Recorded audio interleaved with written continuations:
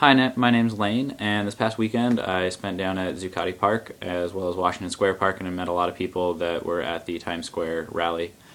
This is not a video from Occupy Wall Street or on behalf of the movement, but I just want to tell people what's actually happening out there, what the news isn't covering or what the news is covering differently, or just kind of what someone who actually lived there saw and experienced throughout the whole thing, not just what tourists or media says. So basically, Zuccotti Park is a concrete plaza in between two office buildings, and the whole thing is just paved stone with some trees in between. And the way they have it set up is there's a huge kitchen in the middle that they give out food, breakfast, lunch, and dinner, snacks throughout the day. And it's all food that is donated by different people from the community, as well as there's a soup kitchen in the Bronx that they work with a lot, Liberty Cafe. Also, in the park there's a huge library set up, which is just boxes and boxes of donated books, which is really cool because it's all on the trust system, and it's just everyone borrows the book, gives it to someone else, reads it, returns it, but there's definitely no shortage there, and it's just an ongoing cyclical thing. There's also a big information table where you can get information about what's going on, or you can share ideas. There's a lot of think tank meetings around, so it's just a bunch of people get together and discuss different ideas. They have kind of things on the agenda, discussion ideas. I was a part of one that talked about different possibilities for what to do about healthcare and insurance, just things that the Occupy Wall Street movement could kind of make a stand towards or suggest, or possible solutions to come up with. On all sides, there's news vans parked up and down two sides, and then police on the other two sides, and they have the whole park fenced in, and then on the sidewalks there's police outside the park. I've never actually seen any of the police inside the fenced in area, but the whole area inside is very peaceful and really friendly, actually. Like, compared to the rest of New York, it's definitely the friendliest area I've seen. You can just sit down and start talking to different people. But there's actually a group in charge of nonviolence in the park that just keeps everything cool and calm and relaxed. Also in the park, there's a big medical area, a tent that, they have people that can help you out if they need anything. Also, there's a group for comfort that kind of manages all the donations of clothing and bedding that people give. And so they hand it out, and you can get any clothing you might need or any of the bedding that you don't have. And so it just keeps everyone comfortable and happy and peaceful together. Also, so at night, it's just the entire thing is tarps and sleeping bags, blankets, and pads that people have spread out all over. And then during the day, it gets kind of packed up a lot more into big plastic tubs, and then there's more room for people to walk around throughout the day. There's a lot of art that goes on too.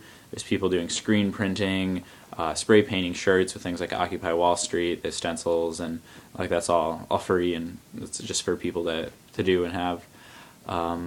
Also, there's a lot of musicians there. There's a lot of little groups, guitar and a couple singers, just people jamming and having fun. There's also a big Notorious drum circle at one end that can get kind of loud throughout the day, but they stop for big general assemblies and for meditation circles and things of that sort. It does sound kind of like the stereotypical hippie movement, but they do have a meditation circle every night at 7 or 8 o'clock, I forget. But it really helps, calm everyone down, relieve all the stresses of sleeping on the ground, I guess.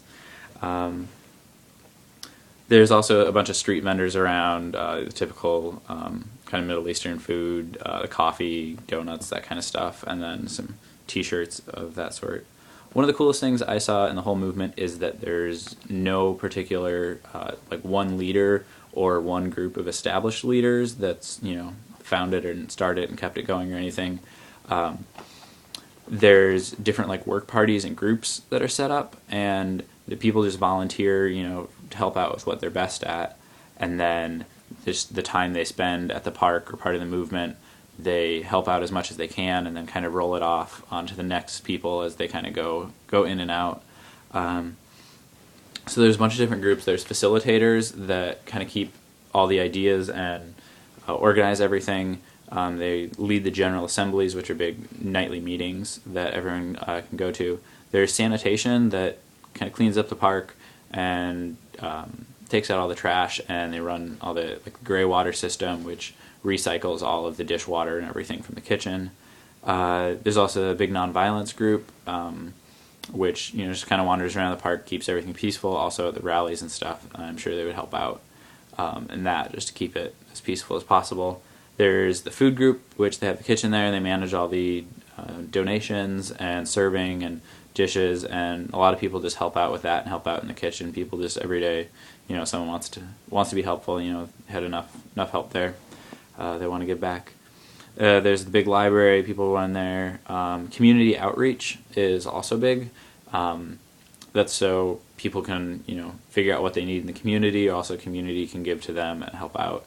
There's also internet and Wi-Fi set up throughout the park. That's all just run off a generator, and so that people can update information, find out information about what's going on with everything. Comfort's a big group, with all the clothing, and then medical, which is great too. And so those are work parties that have their own independent meetings and kind of plan everything, but there's no one specific leader for the whole movement, which is cool.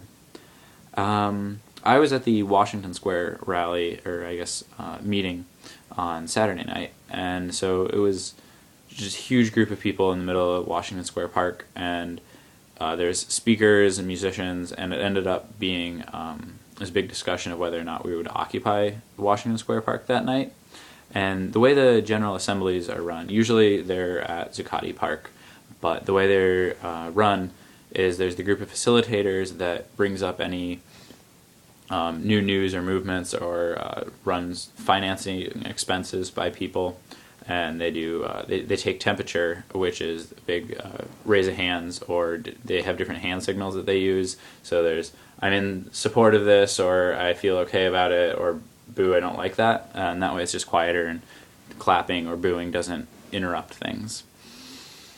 So that's how they kind of run it. Then the human microphone is really cool because they're not allowed to have megaphones or speakers, microphones and stuff.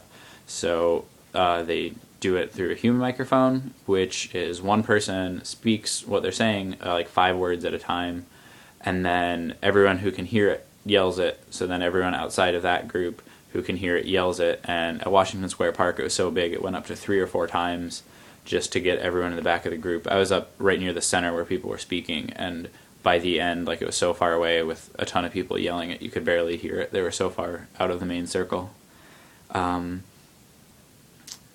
What else was there?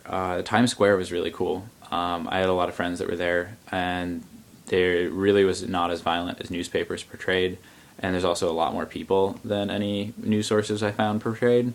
A lot of estimates were around 15 to 30,000, which I think 30 might be a little high, but all the newspapers really only said 5. And there was really not as much violence as, the few pictures they found. Most people, they were up against the barricades, arms linked, holding peace signs and stuff. And they're really good about talking to the police and letting them know that, you represent us, we represent you, you are the 99% too, so they're not really violent. And anytime people at General Assemblies or anything would say something negatively against the police, and people would boo them, then everyone, they remind each other that they're part of the 99% too.